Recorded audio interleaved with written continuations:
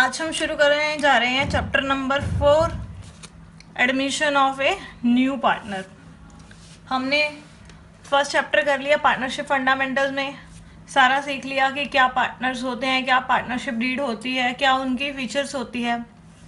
आज हम सीखेंगे कि क्या एक फर्म में, जो एक फर्म चल रही है ऑलरेडी, उसमें कोई नया पार्टनर एडमिट हो सकता है या नहीं हो सकता। तो उसके लिए पहले हम देखते हैं, मैं स्टेटमेंट लिखवा रही हूँ, आप मेरे साथ साथ नोट करते जाइए।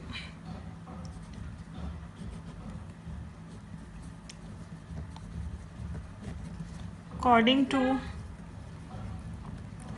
Section 31 of Indian act,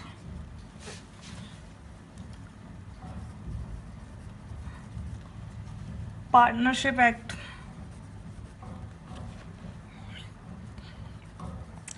1932, a new partner shall be admitted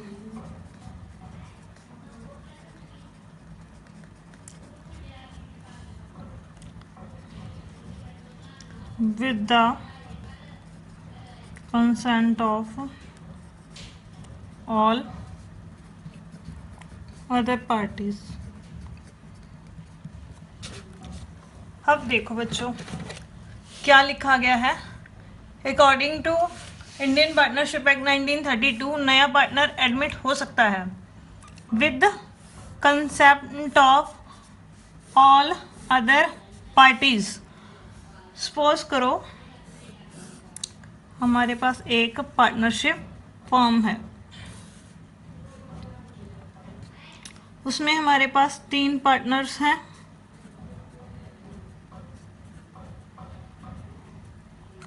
A B C. Business already चल रहा है, हमारे पास कोई नया व्यक्ति है डी। अब ये फर्म चल रही है, अच्छे प्रॉफिट्स कमा रही है, तो डी सोचता है कि क्यों ना मैं भी इनका पार्टनर बन जाऊं, मैं भी प्रॉफिट्स में हिस्सा कमाऊं, मुझे भी अच्छा लाभ होगा। तो क्या ये जो पर्सन है डी, ये पार्टनरशिप फर्म में आ जाएगा? वो सी से बात करता है, सी कहता है कि मैं तो एग्री हूँ तुझे पार्टनर बनाने के लिए। क्या अकेले सी के कह देने पर डी फर्म में पार्टनर बन जाएगा? नहीं। कब तक नहीं?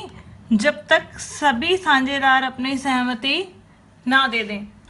जब तक सभी साझेदार अपनी सहमति नहीं देते, तब तक किसी भी फर्म में किसी भी नए व्यक्ति को पार्टनर नहीं बनाया जा सकता। ये किस में लिखा गया है? सेक्शन 31 में, इंडियन पार्टनरशिप एक्ट 1932 में ये लिखा गया है। कोई भी व्यक्ति तब तक साझेदार नहीं बन सकता जब तक फर्म के सभी साझेदार सहमत ना हो जाएं। अगर एक ने भी बोल दिया कि मैं इसको साझेदार नहीं बनाना चाहता या पार्टनर नहीं बनाना चाहता, तो इन दोनों की जो सहमति होगी वो भी क्या हो जाएगी? व्यर्थ हो जाएगी, क्योंकि ए एग्री नहीं है। क्योंकि हमारे पास जो हमारा रूल कहता है कि जब भी हमने किसी नए व्यक्ति को फर्म में साझेदार बनाना है, तो उसके लिए जो हमारे पुराने साझेदार हैं सभी की सहमति जरूरी होती है। अगर एक भी पार्टनर एग्री ना हो तो वो पार्टनर नहीं बन सकता। और अब हमें किन कारणों से बिजनेस में पार्टनरशिप फॉर्म में पार्टनर की एडमिशन की ज़रूरत पड़ती है? अब दे लिखो, new partner need into the business due to following cases.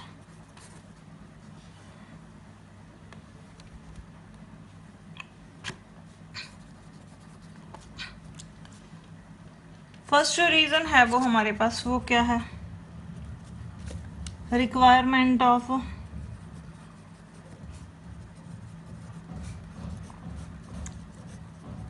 Capital. देखो बच्चों, ये हमारी पार्टनरशिप फॉर्म है। ठीक है बच्चों, इसमें दो पार्टनर्स हैं हमारे पास, ए और बी। ये हमारी पार्टनरशिप फॉर्म है। अब इन दोनों की जो कंडीशन है वो अच्छी नहीं है। वो अपने बिजनेस को क्या करना चाहते हैं, अपनी पार्टनरशिप फर्म को आगे बढ़ाना चाहते हैं, बड़ा करना चाहते हैं उसका साइज। तो उसके लिए उन्हें पैसे की ज़रूरत है। अब पैसा इनके पास नहीं है, तब ये सोचते हैं कि क्यों ना हम किसी तीसरे व्यक्ति को अपनी फर्म में शामिल कर ले। ये दोनों सोच रहे हैं, आपस में बातचीत कर रहे हैं कि अगर हमने बिजनेस बढ़ाना है तो हम क्या करते हैं कि हम तीसरे पर्सन को अपने बिजनेस में शामिल कर लेते हैं। तो हमारी जो कैपिटल की रिक्वायरमेंट है, जो हमें पूंजी चाहिए, वो भी पूरी हो जाएगी, क्योंकि जो नया व्यक्ति आएगा वो बिजनेस में पैसा लगाएगा। तो फर्स्ट हमारा जो पॉइंट है वो क्या है कि हमें किसी भी नए व्यक्ति की ज़रूरत क्यों पड़ती है पार्टनरशिप में, वो है रिक्वायरमेंट ऑफ कैपिटल। हमें पैसे की ज़रूरत होती है, उस ज़रूरत को पूरा करने के लिए हमें पार्टनर की ज़रूरत पड़ती है। अब सेकंड पॉइंट है हमारे पास रिक्वायरमेंट ऑफ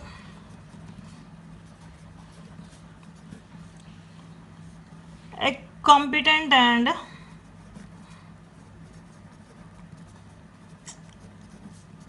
एक्सपीरियंस्ड पर्सन।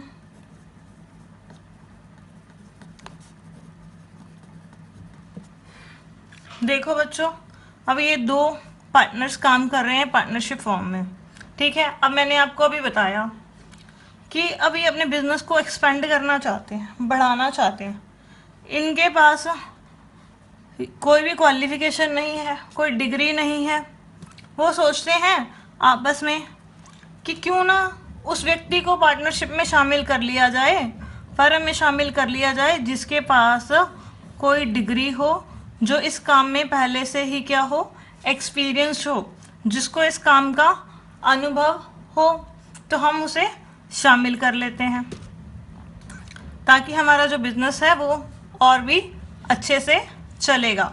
हम उसकी जो योग्यता है, कॉम्पिटेंसी है, उसका हम क्या कर सकते हैं, फ़ायदा उठा सकते हैं। तो सेकंड रिक्वायरमेंट क्या है कि हमें पार्टनर की ज़रूरत क्यों पड़ती है, उसकी जो कॉम्पिटेंसी है, एक्सपीरियंस पर्सन है, उसका बेनिफिट लेने के लिए। थर्ड नीड क्या है, for increase the value of goodwill, reputation by taking ये reputed person into the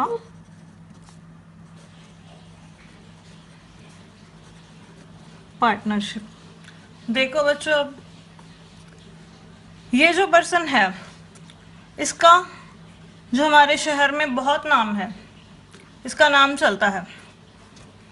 तो ए और बी सोच रहे हैं कि ये एक सी पर्सन है, इसका शहर में बहुत नाम चलता है।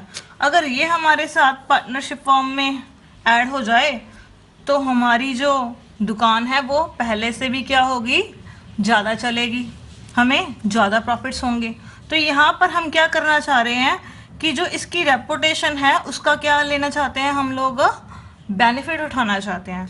तो जो रेपुटेशन पर्सन है, कोई भी रेप्यूटेड पर्सन है, उसकी गुडविल का बेनिफिट उठाने के लिए या उसकी रेपुटेशन का बेनिफिट उठाने के लिए क्या करते हैं, हम किसी भी पार्टनर को अपने बिजनेस में शामिल कर लेते हैं। फोर्थ पॉइंट है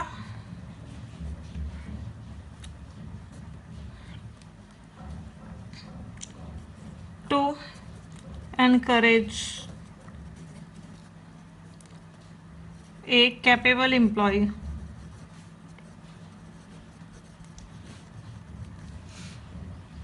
बाय टेकिंग पार्टनरशिप। अब देखो, ये हमारी एक पार्टनरशिप फॉर्म है, ठीक है बच्चों, और ये इसके दो पार्टनर्स हैं, ए और बी, और उनके यहाँ पर एक एम्प्लॉय काम कर रहा है। एम्प्लॉय कौन है? डी। वो हमारे यहाँ बहुत सालों से काम कर रहा है और उसका जो काम है वो बहुत ही अच्छा है, और उसके पास जो कैपिटल है, पैसा है, वो भी है, और उसकी शहर में रेपुटेशन भी है, और वो हमारा अच्छा और वफादार एम्प्लॉय है।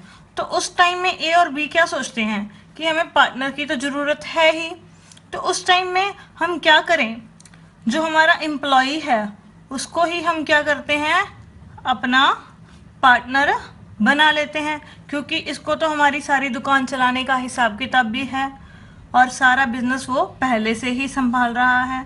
तो इस केस में क्या है बच्चों, किसी भी एम्प्लॉय को इनकरेज करने के लिए हम उसे पार्टनरशिप में एडमिट कर लेते हैं। तो ये 4 पॉइंट्स हैं जिस वजह से हमें नए पार्टनर को बिजनेस में एडमिट करना पड़ता है। फर्स्ट है रिक्वायरमेंट ऑफ कैपिटल, हमें पूंजी की जरूरत होती है। Second, requirement of competent and experience person, वो व्यक्ति चाहिए हमें जो काम में माहिर हो। Third, for the increase the value of goodwill reputation by taking reputed person into the partnership, हमने अपनी जो दुकान है, जो अपना व्यवसाय है, बिजनेस है, उसकी जो गुडविल है वो इंक्रीज करनी है। वो हम कैसे इंक्रीज करना चाह रहे हैं कि जो नया पार्टनर है उस पार्टनर को एडमिट करें जिसकी मार्केट में वैल्यू हो, जिसका मार्केट में नाम हो। और फोर्थ केस वो है, हम अपने जो एम्प्लॉयज़ हैं उसको एनकरेज करना चाहते हैं। जो हमारा एम्प्लॉय है वो बहुत अच्छा एम्प्लॉय है, वो बहुत अच्छा काम करता है, तो हम ये सोच लेते हैं कि उसी को क्यों ना पार्टनर बनाकर अपनी जो ज़रूरत है उसको पूरा किया जाए। तो इसके बाद जब नया पार्टनर फर्म में एडमिट हो जाता है तो हमें फर्म को क्या क्या चेंजेस करने पड़ते हैं वो अभी हम सीखेंगे इसके बाद में। अब नया पार्टनर फर्म में आएगा तो नए पार्टनर के फर्म में आने से क्या क्या चेंजेस होंगे हमारी फर्म में, हमें क्या क्या चेंजेस करने पड़ेंगे वो हम अभी यहाँ सीखेंगे। फर्स्ट चेंज क्या होगा हमारी पार्टनरशिप फर्म में, calculation of new profit sharing ratio. अब नया पार्टनर एडमिट हो गया, नया पार्टनर फर्म में एडमिट हो गया, अब वो कहेगा मुझे भी प्रॉफिट्स मिलेंगे, अब उसको भी हमने प्रॉफिट्स देने हैं। जब देने हैं तो जो पुराने पार्टनर्स होंगे उनकी जो प्रॉफिट शेयरिंग रेशो होगी वो क्या होगी, चेंज हो जाएगी। तो वहाँ पर हमें क्या निकालना पड़ेगा, first new profit sharing ratio. Second, accounting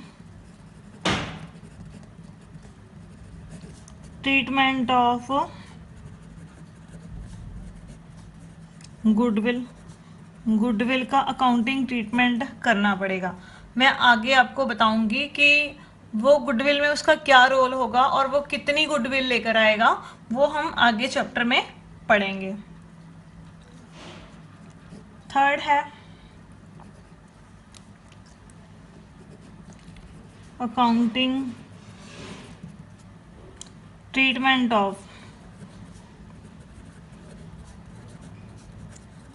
revaluation of assets and liabilities.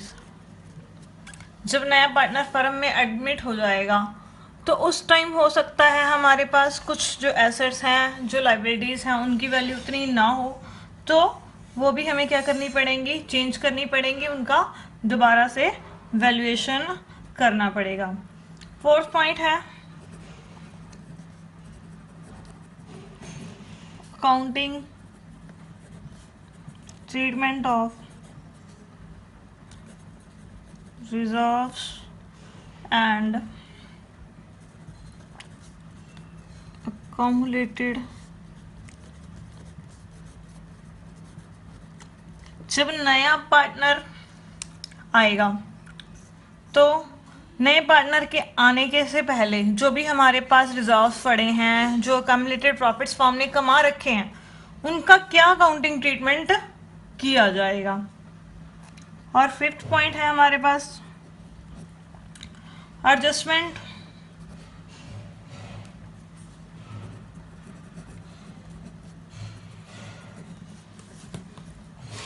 Of capitals on the basis of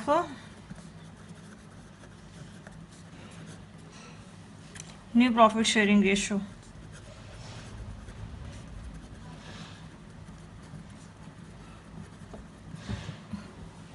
अब नया पार्टनर आ गया तो उनकी प्रॉफिट शेयरिंग रेशियो चेंज होगी।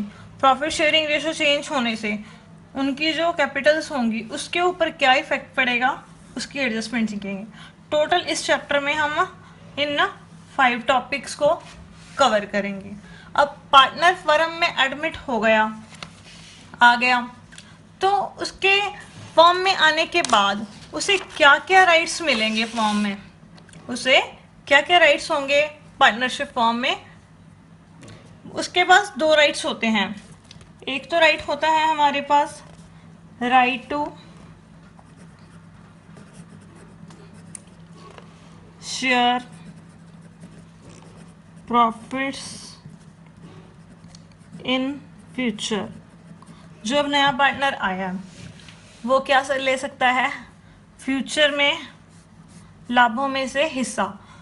अब जो भी प्रॉफिट्स फर्म ने कमाए हैं उसके आने से पहले उसमें उसको हिस्सा नहीं मिलेगा। किस में मिलेगा, उसके आने के बाद जो फर्म फ्यूचर में जो प्रॉफिट कमाएगी उसमें उसको हिस्सा लेने का अधिकार होता है। सेकंड है हमारे पास राइट टू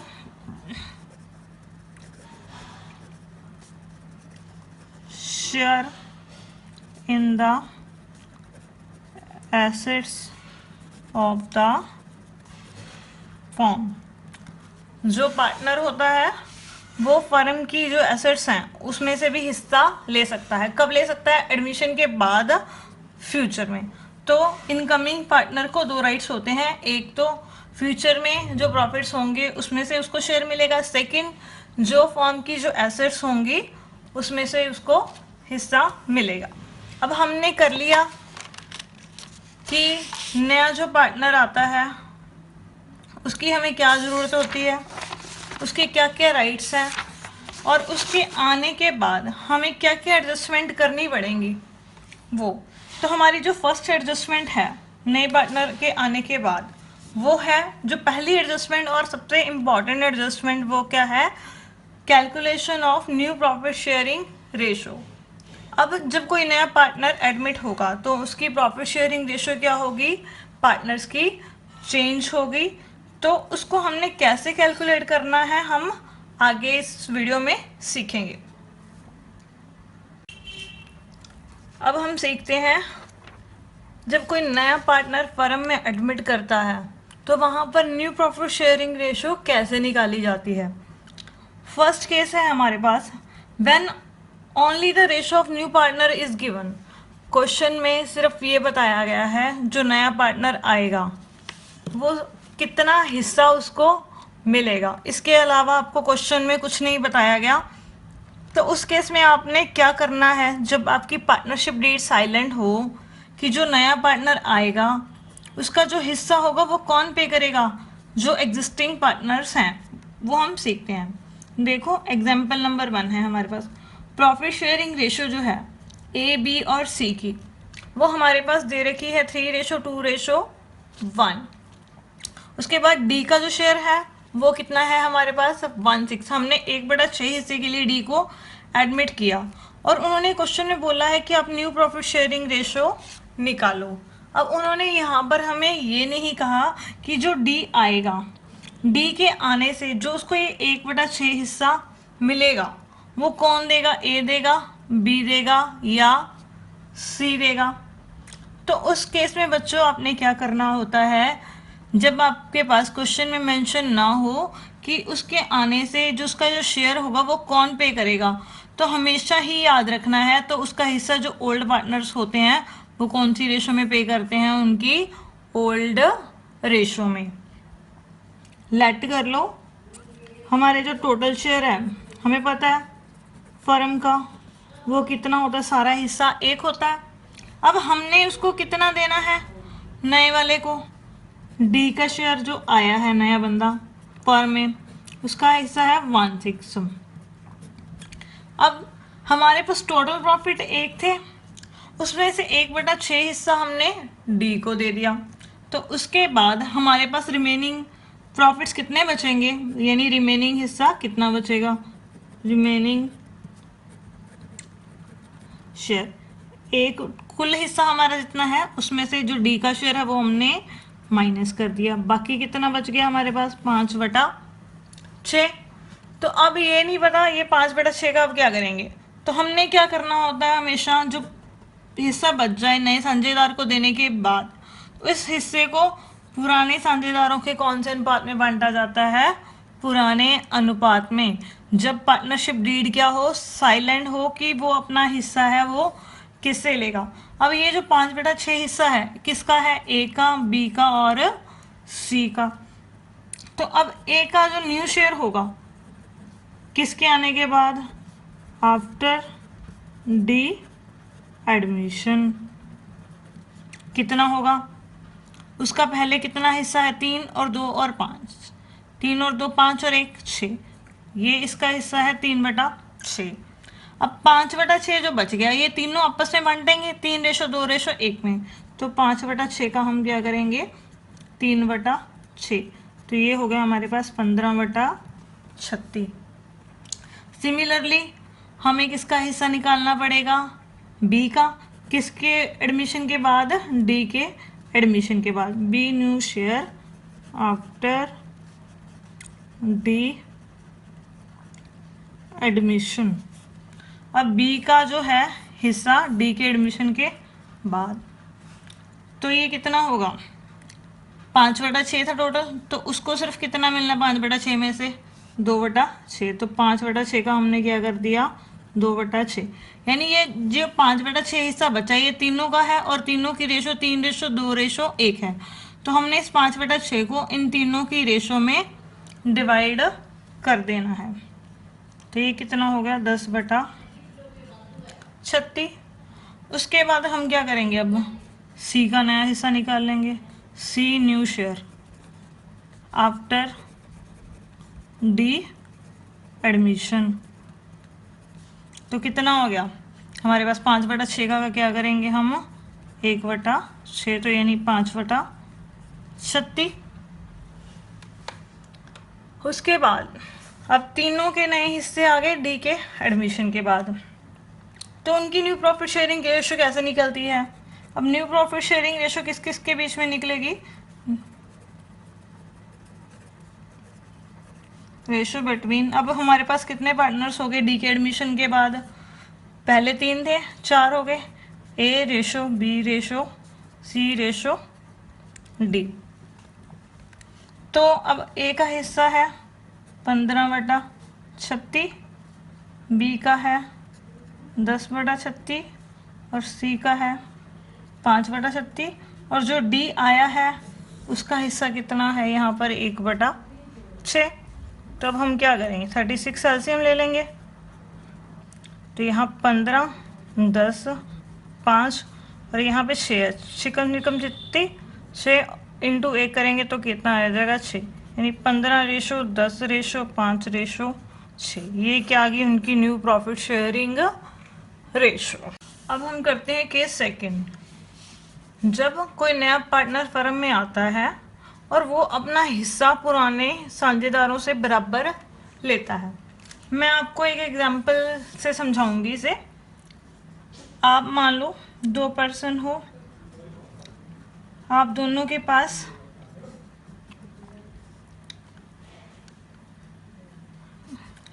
40 रुपए हैं, आप दोनों के पास 40 रुपए हैं। तो एक पर्सन और आ जाता है, जैसे घर में होता है, मम्मी ने आप दोनों को पैसे दे दिए 40 रुपए, ठीक है, 2 भाई बहनों को। तीसरा भाई आ गया, मम्मी आपने इन दोनों को पैसे दे दिए, मुझे तो दिए ही नहीं पॉकेट मनी के लिए पैसे आपने।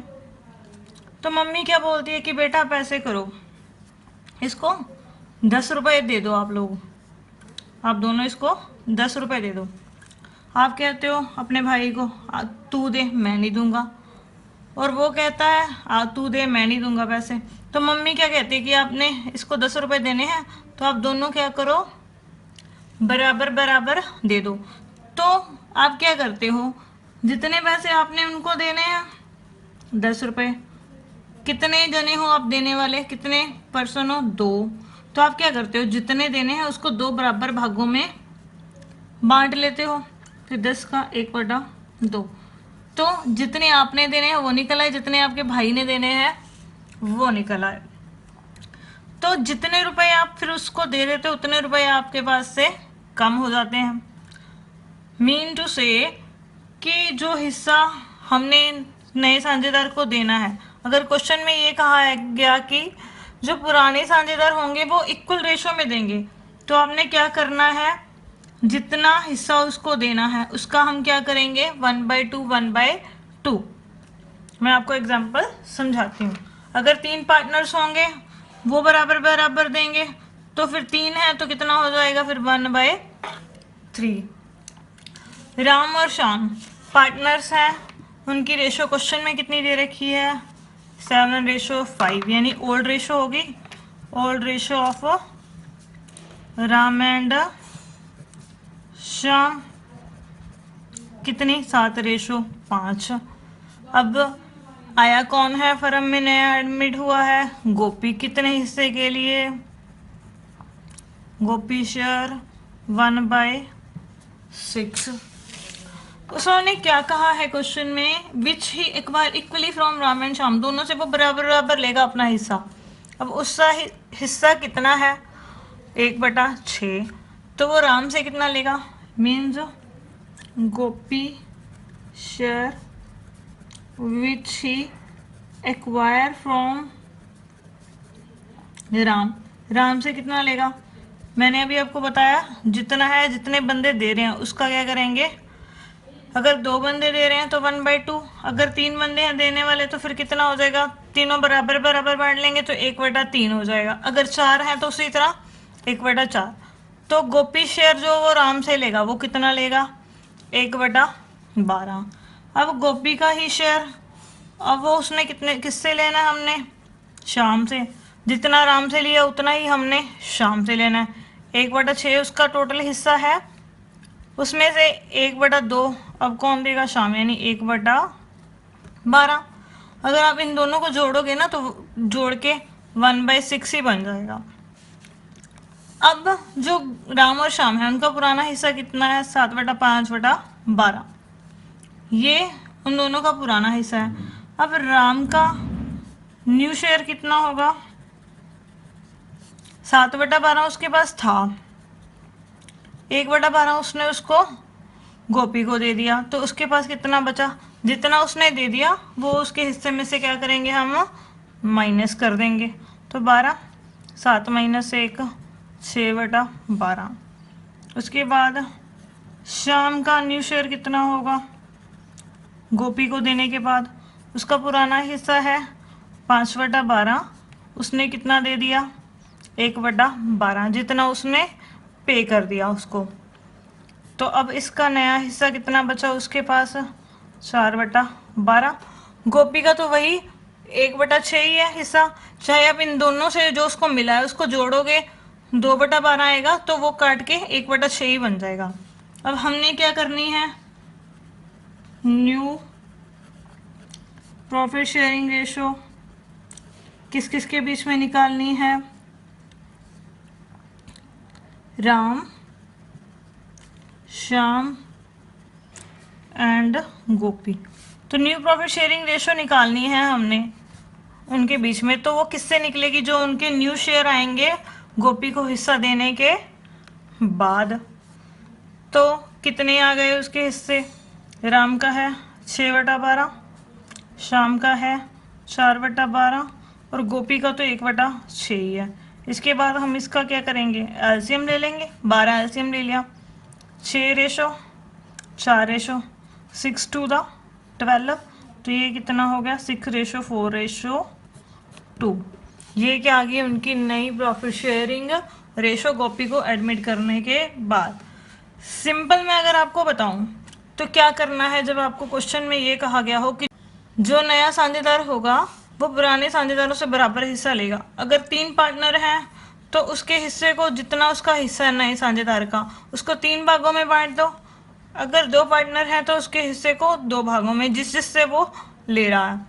फिर जो पुराने साझेदार हैं उनके पास जितना हिस्सा है पहले, उसमें से जितना उन्होंने दे दिया नए साझेदार को, वो क्या करो? माइनस कर दो। इससे उनके नए हिस्से निकल आएंगे। फिर उन नए हिस्सों की क्या करो? रेशो निकाल दो। तो ये आ गई हमारे पास न्यू प्रॉफिट शेयरिंग रेशो। अब हम करते हैं केस थर्ड। केस थर्ड में क्या है? जब नया पार्टनर आता है फॉर्म में और वो अपना हिस्सा पुराने पार्टनर से लेगा, कितना लेगा वो क्लियरली है मेंशन किया हुआ है क्वेश्चन में। मीन्स आपको क्लियरली क्वेश्चन में मेंशन कर रखा है जो नया पार्टनर आएगा वो पुराने साझेदारों से कितना कितना हिस्सा लेगा, वो आपके पास क्वेश्चन में मेंशन है। तो फिर कुछ करना ही नहीं है, फिर तो क्वेश्चन बड़ा सिंपल है। जो आपको मेंशन है कि वो इतना इतना हिस्सा इस साझेदार से लेगा, तो आपने क्या करना है? उस साझेदार के खाते से उतना उतना माइनस कर देना है। अब देखो एग्जाम्पल सेकंड बी। डी को हमने एडमिट किया है और ए बी सी पार्टनर्स हैं, उनकी रेशो 3:2:1 है। डी को हमने एडमिट किया, कितने हिस्से के लिए एडमिट किया? 1/8 हिस्से के लिए। Which he acquire 1/16 from B. वो यहाँ पर क्लियरली दे रखा है कि वो अपने हिस्से का सीधा ही दे रखा है, इतने हिस्से में से 1/16 वो बी से लेगा और 1/16 वो किससे लेगा? सी से। देखो बच्चों, यहाँ पर डी को एडमिट किया गया है 1/8 शेयर के लिए और क्वेश्चन में क्लियर दे रखा है कि वो 1/16 बी से लेगा, 1/16 सी से लेगा। तो अब हम इस क्वेश्चन को सॉल्व करते हैं। हमें पता है ए बी सी की रेशो कितनी है? 3/6, 2/6 और 1/6। ये है उनकी old ratio of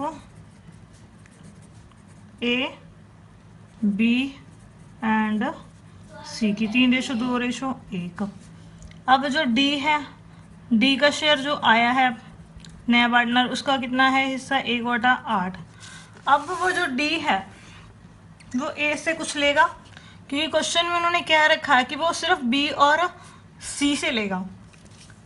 D share which he acquire from B, B से कितना ले रहा है? 1/16 और वो अपने हिस्से का सी से भी कितना ले रहा है? 1/16। अब सिर्फ बी और सी उसको दे रहे हैं, ए तो दे ही नहीं रहा। तो अब हम नए शेयर्स निकालते हैं पुराने पार्टनर्स के। अब ए का न्यू शेयर कितना आएगा? उसके पास पहले हिस्सा कितना है? 3/6, लेकिन उसने डी को कुछ भी नहीं दिया, तो क्या माइनस करेंगे? 0। तो उसका नया शेयर उतने का उतना आ गया। उसके बाद जो बी है उसका न्यू शेयर कितना आएगा हमारे पास? उसका हिस्सा पुराना 2/6 है, उसने कितना दे दिया? 1/16। तो यहाँ पर हम एलसीएम निकालेंगे। 48 8 48, 16 माइनस 16 48, 13/48 किसका शेयर आ गया? बी का। इसी तरह हम सी का न्यू शेयर निकाल लेंगे और सी का न्यू शेयर कितना आएगा? उसका पुराना हिस्सा कितना है? 1/6 और उसने कितना दे दिया? 1/16। तो इसकी भी हम रेशो निकाल लेते हैं। तो ये रेशो आ गई हमारे पास, ये आ गया 8/48, 16/48। तो ये बच गया उसके पास 5/48। तो अब हम क्या करेंगे? उसकी रेशो निकाल लेंगे। ए का न्यू शेयर, अब ए बी सी और डी की न्यू रेशो। ए का न्यू शेयर 3/6, बी का न्यू शेयर 13/48, सी का न्यू शेयर 5/48 और डी का न्यू शेयर कितना है अपना 1/8। 48 8 6 करता है, 8 दिया 24, उसके बाद 13, फिर उसके 5, 8 6 48, यानी 24:13:5:6। ये क्या आ गई उनकी न्यू प्रॉफिट शेयरिंग रेशो। देखो बच्चों, यहाँ पर क्लियरली दे रखा था कि जो डी है वो अपना इतना हिस्सा बी से लेगा, इतना सी से लेगा।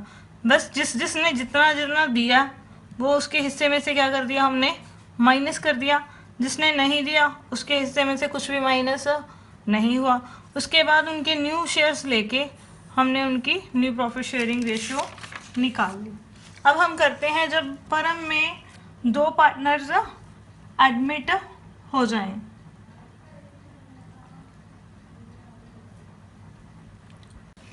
अब देखो, अब हम कर रहे हैं नया टॉपिक जिसमें 2 पार्टनर्स फर्म में एडमिट हो रहे हैं कॉन्टिन्यूसली एक के बाद एक। तो उस केस में न्यू प्रॉफिट शेयरिंग रेशो हम कैसे निकालते हैं।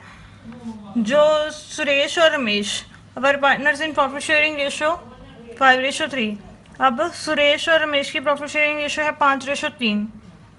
उसके बाद on 1 April 2018 they admit Deepak as a new partner.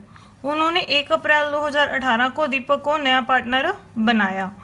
On 31 July 2018 Karan was admitted new partner. उसके बाद उन्होंने 31 जुलाई 2018 को करण को न्यू पार्टनर एडमिट कर लिया। कितने हिस्से के लिए, 1/6 हिस्से के लिए। Which he acquire equally from Suresh, Ramesh and Deepak. वो अपने हिस्से का तीनों से बराबर बराबर हिस्सा लेगा। अब नई प्रॉफिट शेयरिंग रेशो निकालनी है किस किस के बीच में, सुरेश और रमेश और दीपक और करण के बीच में। तो अब हम इसे सॉल्व करते हैं। अब हमारे पास क्वेश्चन में जो रेशो है सुरेश और रमेश की कितनी दे रखी है, old profit sharing ratio, old ratio between Suresh and Ramesh कितनी दे रखी है क्वेश्चन में, 5:3। अब हमने सबसे पहले किसको एडमिट किया, दीपक को। दीपक शेयर कितना हो गया हमारे पास 1/4। लेट कर लेते हैं, टोटल शेयर हमारा कितना है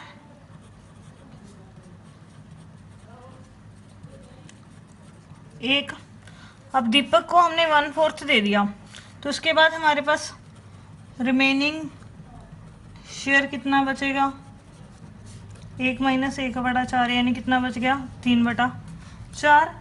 जो ये हिस्सा है 3/4 ये किस किस का बच गया, सुरेश और रमेश का, क्योंकि जब दीपक एडमिट हुआ तो उस टाइम सिर्फ 2 ही पार्टनर्स हैं हमारे पास।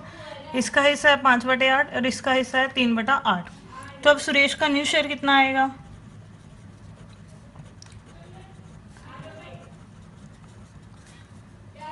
इसको 1/4 देने के बाद ये 3/4 हिस्सा इन दोनों का है। क्वेश्चन में कुछ भी नहीं लिखा कि वो कितना कितना देंगे दीपक को, तो फिर उसको देने के बाद जो हिस्सा बचेगा वो दोनों आपस में अपनी पुरानी रेशो में बांट लेंगे। तो 5/8 का 3/4, 5 × 15, 8 का 32। उसके बाद हमारे पास आया रमेश। रमेश का नया शेयर कितना होगा, 3/8 का 3/4, तो 9/32। और दीपक का तो है ही 1/4। तो अब न्यू प्रॉफिट शेयरिंग रेशो कितनी आएगी,